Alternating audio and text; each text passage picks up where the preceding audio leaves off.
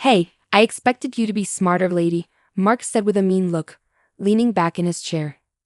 You're married to Nick, but you're not very good at stuff. Nick had a rough marriage with you, Mark laughed. Now give me the checkbook. If you don't, we're splitting up.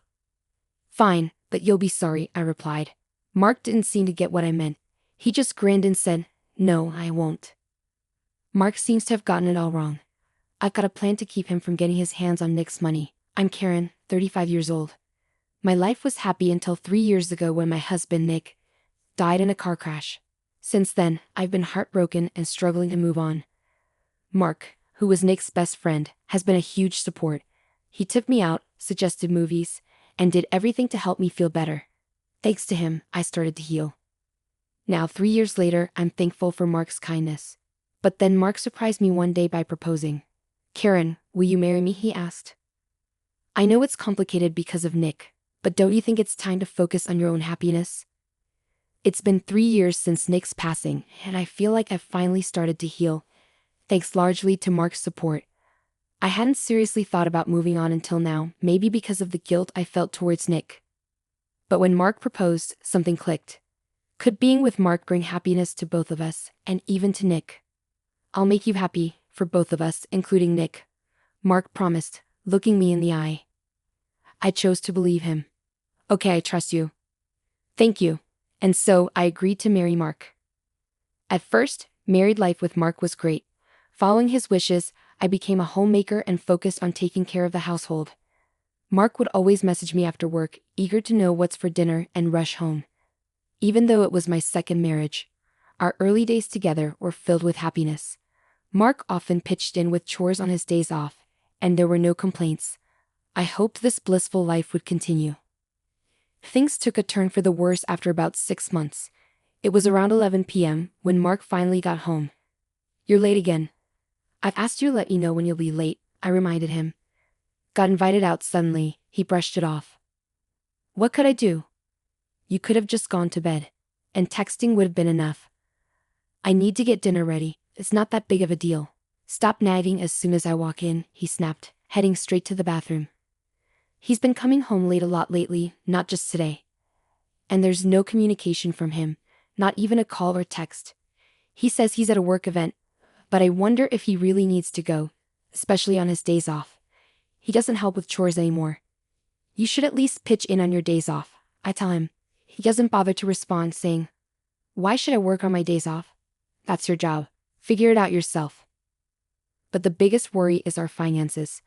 Mark gets me what's left of his salary after his own expenses, but lately, that amount keeps getting smaller. This month, it was significantly less. When I asked about it, Mark casually said, Oh, I gave some to my mom, that's why. How much did you give her? Around $1,000? I questioned, feeling frustrated. $1,000? I already said last month that giving her $800 was too much. We can't afford to be so generous. I insisted, my tone becoming firmer. If you subtract your allowance from that, we won't have enough for our own expenses. If she says she needs it, there's nothing I can do. Use your savings to cover the difference, Mark replied casually. What do you mean by or something? Why don't you find a part-time job or something? You're always just lounging around at home. You should do some work, I fired back. I became a full-time homemaker at Mark's request. His harsh words shocked me. But I realized we needed extra income to make ends meet. Reluctantly, I started looking for a job. Luckily, I found a part-time job with short hours, so it didn't interfere much with my routine. One day, I came home late from work to find the front door unlocked. Peering inside, I saw Mark was already home. Mark, you're back already? I exclaimed, surprised to find him at home. He spun around with a start, hastily concealing something behind his back. Hey, what were you just hiding? I asked, suspicion creeping in. Nothing, just forget about it. Mark quickly dismissed, but I wasn't convinced. You were hiding something. I persisted, snatching something from Mark's hand and realizing it was my bank book. What were you doing with this? I demanded, feeling a surge of anger. Just checking something. Give it back, Mark said, trying to take it from me. You've saved up quite a bit, huh? I had no idea, he remarked, flipping through the pages. You always say we're short on money, I argued, feeling betrayed. What's going on? All this money should go to my mom, Mark stated casually, interrupting me. Huh? That's not. I began, shocked by his bold request. It's only right to give such a large amount to my mom, he insisted, acting like it was the most reasonable thing ever. Why should I give your mom my money? I objected, feeling my anger rise. Since when is the wife's money the mother-in-law's money? Don't you know that? Give me the bank book now, he demanded, his tone getting more aggressive. No way. This money is mine, I declared, holding onto the bank book tightly. I fled from Mark, who was trying to snatch the bank book from me, and locked myself in the bedroom. While Mark banged on the door, demanding the bank book, I couldn't shake off the feeling of betrayal and anger. As I wrestled with what to do next, the only solution that seemed clear was to divorce Mark. I wondered, if Nick were here, what would he advise? The thought of Nick's absence hit me hard, and I couldn't help but cry. That money had to stay away from Mark, no matter what. I swiftly stashed the bank book in a locked suitcase and waited for Mark to come back. But he didn't return that day. Night fell, and I drifted off to sleep. When I woke the next morning, Mark still hadn't returned. With a clearer head than the night before, I knew I couldn't keep living like this. I refused to hand over the bank book to Mark. He had insulted not only me but also Nick. I couldn't forgive him. Gathering only the essentials, I waited for Mark's return. Finally, when he did show up, he seemed surprised to find me awake. Where have you been? I questioned, my voice steady but firm. I went to my parents' place. Just came back from the real estate agent, he answered casually. The real estate agent? With your $300,000? I asked, my suspicion growing. I bought a new house for my mom. It's a brand new single-family home, Mark declared proudly, expecting me to go along with it. Huh? Give me the bank book now. If not, we're getting a divorce, he demanded, his tone becoming stern. I get it. Oh. Are you talking about splitting up? That's okay with me, I said calmly, surprising Mark. Wait, what? Mark was shocked, not expecting me to be so okay with it. Did he think I'd just give him access to our money if he mentioned divorce? All right, but you'll be sorry, I warned. When I said that, Mark probably didn't understand what I really meant. He just smirked and said sure, whatever. Anyway, I went to the bedroom to grab the bags I'd packed. Mark was wrong if he thought he'd get half of our stuff.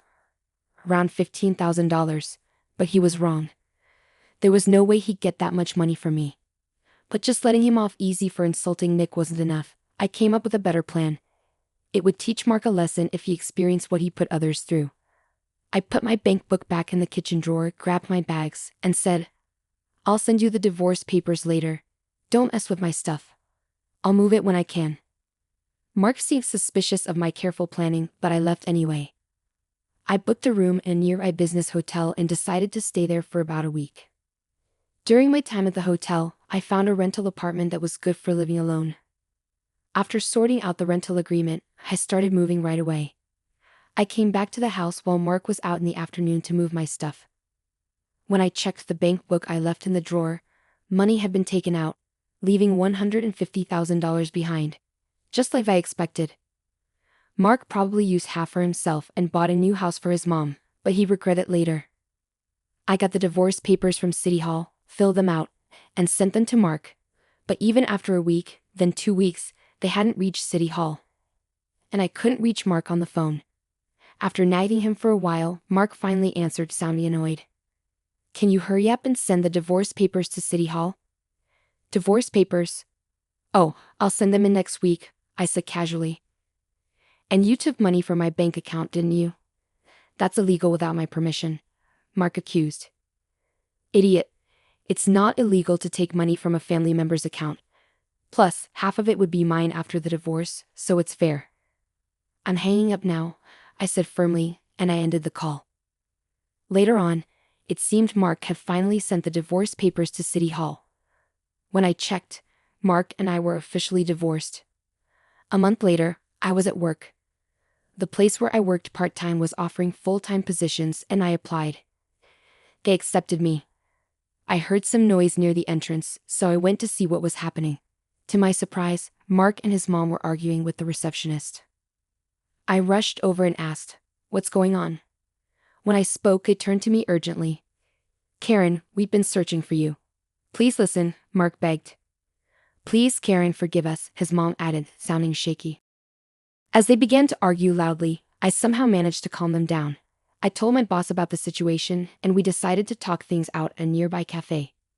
What's going on? I asked, feeling uneasy about the surprise encounter. With worried expressions, they started to explain frantically about the money. I withdrew money from your account. It turns out it doesn't count as marital property. That money is. Mark's voice trailed off, and I let out a huge sigh of disbelief. That's what I've been saying all along. That was my own money. It was the life insurance payout when Nick passed away. We didn't know. We're really sorry. We'll try to give the money back somehow. Can you not cause a big scene about this? Mark pleaded. You're right. You wouldn't want this blown out of proportion either, right? I replied, feeling frustrated and resigned. Let's settle this peacefully. Is that all you came to say? As soon as I said that, their faces turned frantic. Just that. I already figured it out when you took the money from the bank. How did you manage it? Don't tell me you think I didn't notice. I pressed on. Well, we had to do it because we needed the money, Mark stammered, clearly struggling to explain. Here's what likely happened. You can't withdraw $150,000 all at once from an ATM. It would take too long. So they probably tried to withdraw it from the counter. But for large sums, a power of attorney from the account holder is needed. I guess my mother-in-law wrote that power of attorney and she probably pretended to be me when the bank called for confirmation. Essentially, my mother-in-law impersonated me. This is clearly illegal, and yet they were still trying to cover it up. There's no way I can forgive this, I said firmly, cutting off Mark's attempts to plead for forgiveness. Lawyers have been coming to the office, employees are staring, and my boss is asking questions. My job is on the line.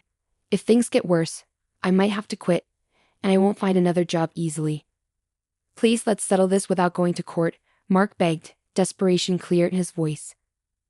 My husband told me we're getting a divorce. I was just dazzled by the idea of a new house. It was a rash decision. I did find solace in this man after Nick's death. Maybe I could forgive him if he was sincere, but he also insulted Nick.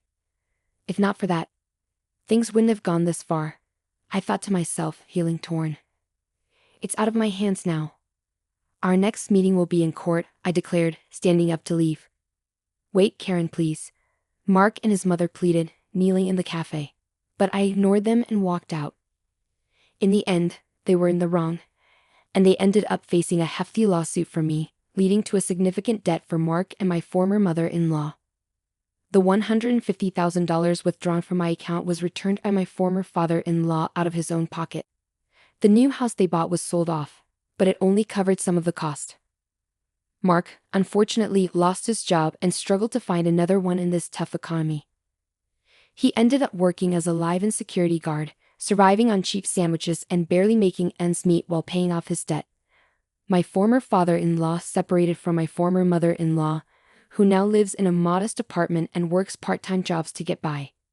On the other hand, I've been enjoying my life, working steadily on my job. Although I'm single again after the divorce, I see it as a fresh start.